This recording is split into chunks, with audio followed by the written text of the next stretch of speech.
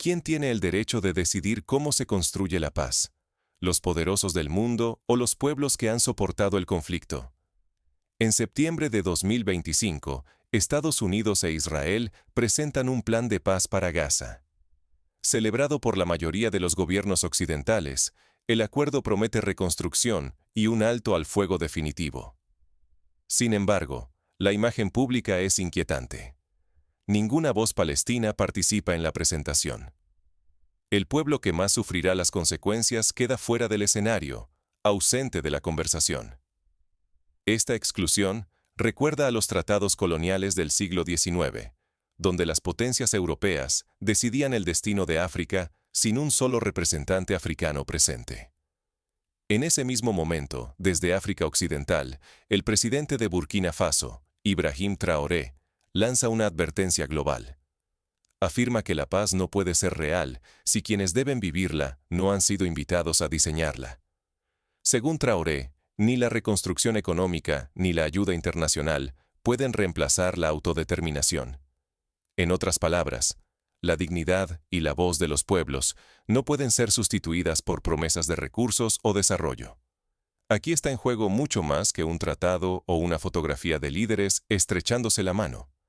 Si la comunidad internacional acepta acuerdos construidos sin consultar a los pueblos involucrados, corremos el riesgo de perpetuar un colonialismo moderno que silencia a los verdaderos protagonistas.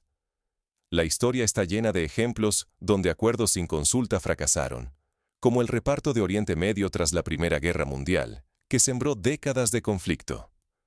¿De qué sirve una paz nacida del silencio forzado? Para entender por qué la postura de Burkina Faso sacudió al mundo, exploremos el contexto y las tensiones que rodean este inesperado desafío. Imagina por un momento que te reconstruyen la casa tras un incendio, pero nadie te pregunta cómo la quieres, ni quién debe vivir en ella.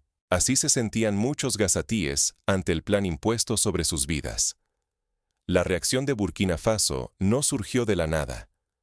Para comprender su impacto, debemos mirar tanto su historia reciente como las dinámicas globales que dieron forma al acuerdo para Gaza.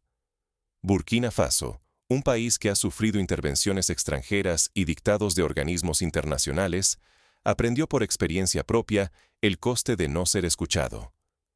De hecho, en los años 80, el asesinato de Thomas Sankara, líder carismático que abogó por la soberanía africana, fue un recordatorio trágico de lo que ocurre cuando las potencias externas influyen sin respeto a la autodeterminación. Detrás del estruendo de aplausos internacionales, una pregunta persistía. ¿Qué le faltaba de verdad al nuevo plan de paz para Gaza? Esta cuestión era el eco de otras tantas ocasiones en la historia donde la voz popular fue ignorada. En Vietnam, por ejemplo, la Conferencia de París en 1973 resolvió el conflicto entre grandes potencias, pero no garantizó la paz para los vietnamitas comunes, lo que precipitó nuevas olas de violencia.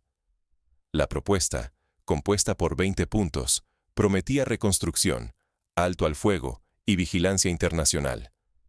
Sus autores, los gobiernos de Estados Unidos e Israel, la presentaron como un renacer. En menos de 24 horas, 20 países aliados y la Unión Europea aplaudieron su visión.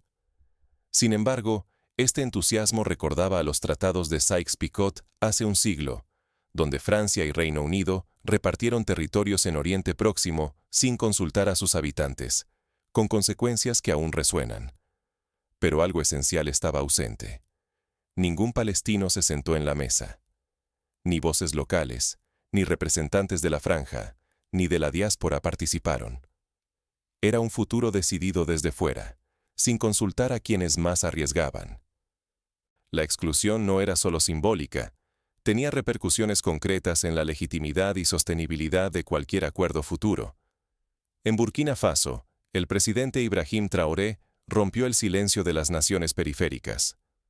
No condenó el plan ni acusó a nadie, pero envió una carta formal a las Naciones Unidas. Ningún acuerdo es legítimo si no involucra directamente a quienes sufrirán sus consecuencias. Su frase fue un recordatorio. Reconstruir no reemplaza el derecho a autodeterminación. Este mensaje resonó especialmente en países que han sido objeto de intervenciones internacionales, como Haití tras el terremoto de 2010, donde la reconstrucción dirigida externamente dejó muchas comunidades insatisfechas. El equipo jurídico de Burkina Faso analizó los 20 puntos y fue más allá. Detectaron omisiones graves. No había ni una mención a elecciones para que la población de Gaza eligiera a sus líderes. Faltaban garantías sobre seguridad local y ausencia de mecanismos claros para la retirada de fuerzas extranjeras. La supuesta supervisión internacional, sin contrapesos locales, permitía una gobernanza ajena y vulnerable a intereses externos. Esto evocaba las misiones de paz en Somalia en los años 90, donde la falta de apropiación local contribuyó al fracaso de los esfuerzos internacionales. Estas ausencias no eran tecnicismos. Si Gaza no podía decidir su futuro, cualquier acuerdo sería inestable, fuente de resentimiento y, tarde o temprano, de nuevos conflictos. De hecho, la experiencia en los Balcanes en la década de los 90 mostró que la exclusión de actores locales en los acuerdos de Dayton condujo a una paz frágil y a tensiones persistentes. La legitimidad, por tanto, es el cimiento de la estabilidad. Así, tras la fachada del consenso mundial, emergía una inquietud. ¿Es posible una paz real si se excluye a quienes más la necesitan? Esta pregunta no solo es relevante para Gaza, sino para cualquier pueblo sometido a decisiones externas, como lo vivieron los timorenses antes de su independencia en 2002. Estas advertencias no quedaron en cartas diplomáticas. Pronto, comenzaron a sentirse las primeras ondas de choque. Representantes de la sociedad civil palestina comenzaron a articular sus propias demandas, mientras organizaciones internacionales de derechos humanos señalaban la falta de consulta como un déficit democrático grave. Voces en otras capitales empezaron a cuestionar el plan y exigieron condiciones más justas. Lo que parecía un acuerdo sólido estaba a punto de tambalearse. Namibia, por ejemplo, recordó cómo tras la independencia de Sudáfrica, solo mediante referéndums y participación popular, se logró una transición pacífica.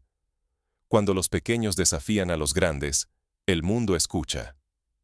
El ejemplo de la Conferencia de Bandung en 1955, donde países del sur global se unieron para exigir voz propia en la política internacional, demuestra que incluso naciones sin gran peso militar pueden cambiar el curso de la historia. La propuesta internacional para la paz en Gaza, respaldada por potencias occidentales, prometía reconstrucción y vigilancia global. Sin embargo, ignoraba algo esencial: la voz directa de quienes viven en Gaza.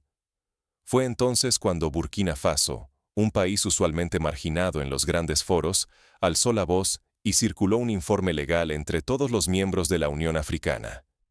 Este informe, elaborado en tiempo récord por un equipo multidisciplinario, se convirtió en referente para debates en universidades y foros de expertos. Ese informe advertía sobre un riesgo inquietante. La arquitectura del plan apenas incluía participación local. Pronto, países como Namibia y Mali se sumaron, exigiendo una revisión profunda. Así nació un grupo de trabajo para analizar la legalidad de los procesos de reconstrucción post-conflicto, no solo en Gaza, sino como precedente para cualquier región marginada. Este grupo se inspiró en experiencias previas, como la reconstrucción de Ruanda tras el genocidio, donde la inclusión de los sobrevivientes fue clave para la reconciliación. Mientras tanto, el presidente Traoré tejía redes discretas. Su diplomacia silenciosa alcanzó países de América del Sur, Medio Oriente y Asia. En cada conversación, defendía una idea innegociable. La paz auténtica requiere el consentimiento y la participación de los pueblos afectados. Nunca puede imponerse desde afuera.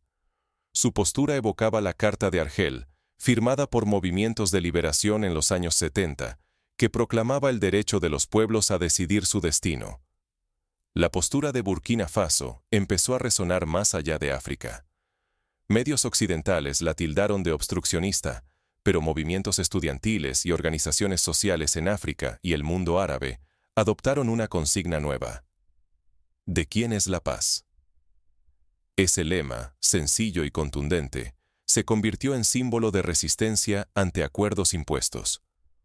Pronto, Hashtags con este mensaje se volvieron tendencia en redes sociales, generando debates globales sobre la legitimidad de los procesos de paz. Los riesgos eran claros. Desafiar el statu quo podía aislar a Burkina Faso y traer represalias económicas. Sin embargo, la posible ganancia era mayor. Inspirar un cambio global hacia procesos de paz legítimos, donde ningún pueblo sea silenciado. Países como Bolivia, que vivió una crisis política reciente, se sumaron al debate, recordando cómo la exclusión de actores indígenas en los acuerdos de transición erosionó la confianza social. En las calles de Dakar, Rabat y Buenos Aires, jóvenes debatían quién debe decidir el futuro tras una guerra. La pregunta lanzada desde Ouagadougou se multiplicó. ¿Puede haber paz verdadera si quienes más la necesitan no tienen voz? Este debate llegó incluso a parlamentos locales, donde se exigió la inclusión de comunidades marginadas en las políticas de reconciliación y desarrollo. Mientras el mundo seguía pendiente de promesas y plazos del plan internacional, Burkina Faso preparaba su siguiente movimiento: una cumbre internacional inesperada. Inspirados por el espíritu de Bandung y los foros de los no alineados, buscaron reunir a voces excluidas de las negociaciones tradicionales. La noticia de la cumbre corrió rápido, desatando especulaciones y nerviosismo en las cancillerías. Algunos temían que el equilibrio diplomático estuviera a punto de romperse. El ambiente recordaba a la crisis de Suez en 1956, cuando países del sur global mostraron que podían influir en la agenda mundial. Un salón sobrio. El anuncio sacude el tablero global. En octubre de 2025, Burkina Faso rompe expectativas, convoca la cumbre Libertad sin condiciones y solo invita a naciones no alineadas. Las potencias occidentales quedan fuera, no por olvido, sino por una decisión calculada. Así, señalan el límite de los modelos tradicionales de poder y mediación. Allí, delegados de África, América Latina y Asia redactan la Declaración de Ouagadougou sobre soberanía participativa. El texto exige que todo proceso de paz o reconstrucción post-conflicto se someta a referendos populares, con supervisión independiente y una retirada programada de todas las fuerzas extranjeras. La palabra clave es consentimiento. No basta con reconstruir, hay que respetar la voluntad de quienes viven las consecuencias. Esta exigencia se inspira en el proceso de independencia de Sudán del Sur, donde un referéndum masivo permitió a la población decidir su futuro. La declaración no queda en papel. Universidades, organizaciones no gubernamentales y algunos gobiernos del sur global la usan como referencia. Paneles estudiantiles discuten el derecho a decidir, mientras redes activistas en Senegal, Brasil y Bolivia citan el caso de Gaza como ejemplo de exclusión y como modelo para invertir ese patrón de decisiones impuestas desde arriba.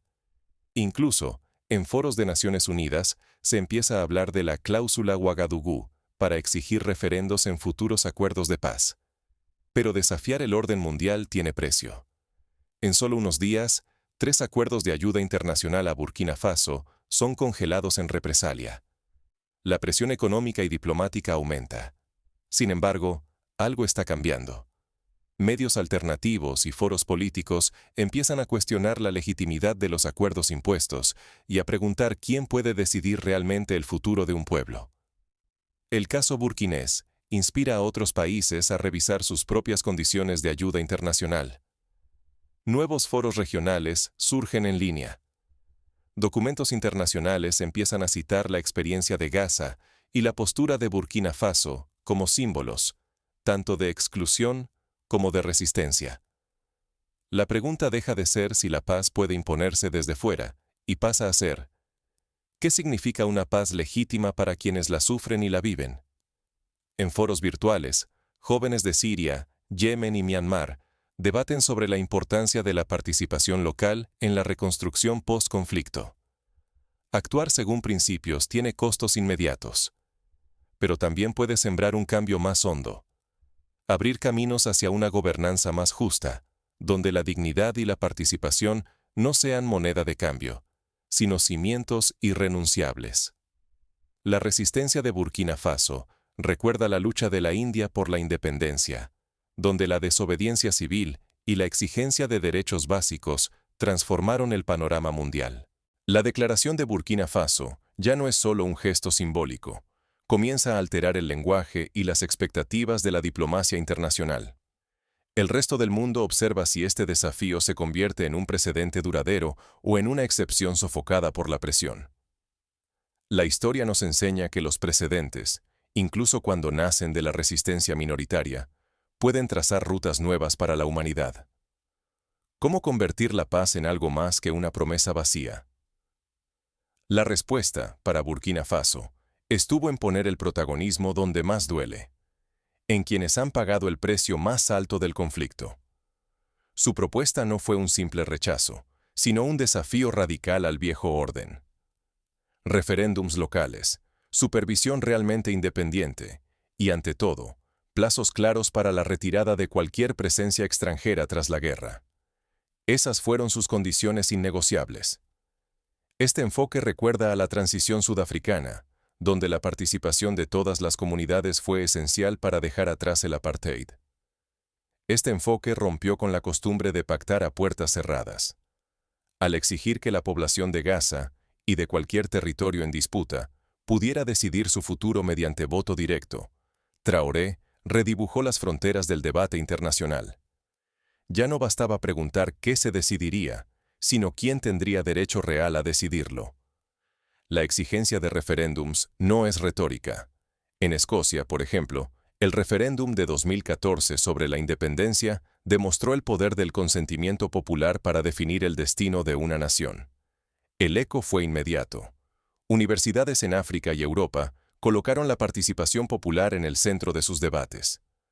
Movimientos sociales y hasta pequeños gobiernos municipales, desde Túnez hasta Bolivia, empezaron a cuestionar si los acuerdos firmados en su nombre contaron con el consentimiento suficiente. Lo de Gaza se transformó en un espejo inquietante para otras zonas olvidadas. En Guatemala, comunidades indígenas exigieron consulta previa para proyectos mineros, inspiradas en el principio burkinés de participación.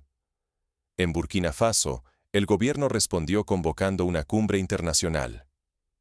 El objetivo era crear una hoja de ruta legal que otros países pudieran adaptar, permitiendo que pueblos de todo el mundo escaparan de la tutela externa y reconstruyeran desde la dignidad y la soberanía. Esta hoja de ruta proponía pasos concretos: establecer comités populares, garantizar acceso a la información y crear mecanismos de auditoría ciudadana para supervisar la implementación de acuerdos. El efecto no se limitó a los países pequeños. Naciones de tamaño medio y algunas grandes comenzaron a revisar sus posiciones en foros multilaterales. El caso Ouagadougou se volvió ejemplo de coraje y responsabilidad. El mensaje era contundente. La participación local ya no es un trámite, sino el nuevo criterio esencial para cualquier proceso de paz legítimo. Incluso, en la Unión Africana, se propuso una enmienda para exigir consultas populares en los mandatos de misiones de paz.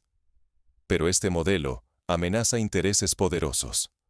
Adoptarlo implica que quienes antes diseñaban acuerdos desde arriba deben ceder control y peso político. Sin embargo, la recompensa es invaluable: legitimidad genuina, estabilidad verdadera y, sobre todo, la dignidad de los pueblos involucrados.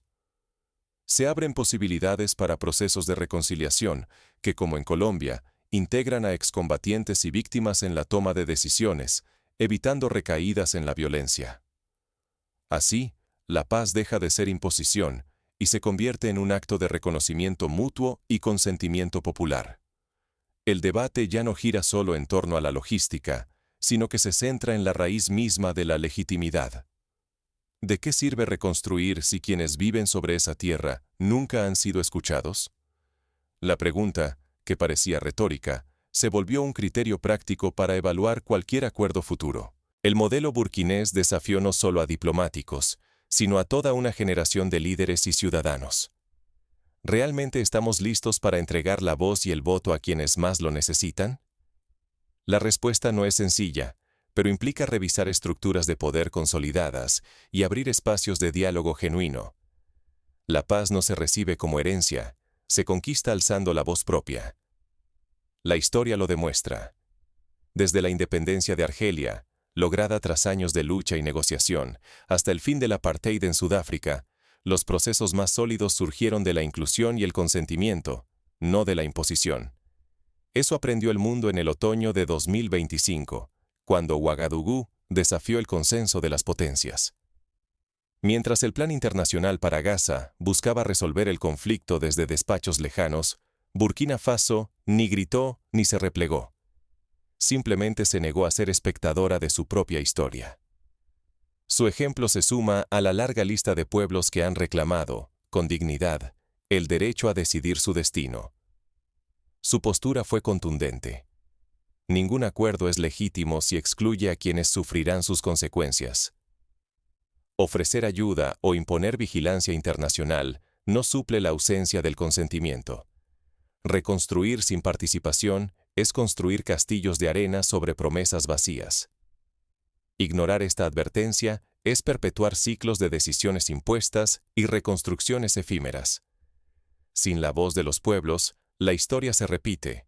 Promesas incumplidas, acuerdos frágiles y vidas marcadas por la exclusión. En Kosovo, la falta de inclusión de todas las comunidades en acuerdos iniciales llevó a años de tensiones no resueltas. Pero el mensaje de Burkina Faso trasciende fronteras.